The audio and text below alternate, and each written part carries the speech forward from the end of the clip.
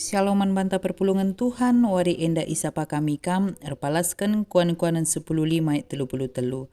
Erkemalangan man Tuhan ekap palas persekolahan, ukur si meteruk ekap palas ndatkan kehamatan.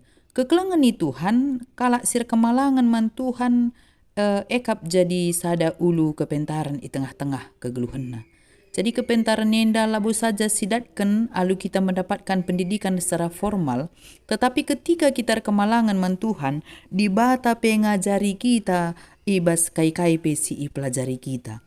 Maka penting ke kemalangan nang dangi Tuhan, sebab ekap ulu kepentaran silit di tengah-tengah dunia enda.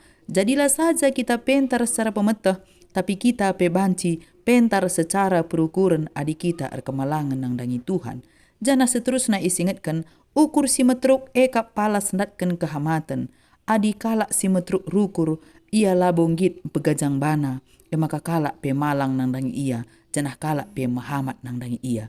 Kali sada kata bijak ikata kena, biarlah kamu menjadi orang yang rendah hati, agar tidak seorang pun mampu untuk merendahkanmu.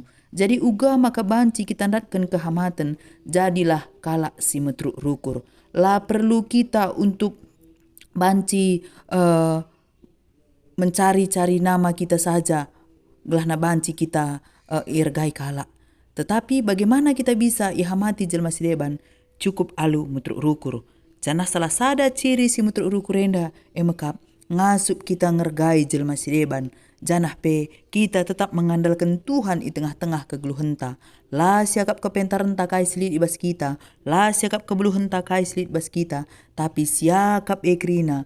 Lid pengakuni bas kita emekap. Arkiteken pemasu-masun Tuhan.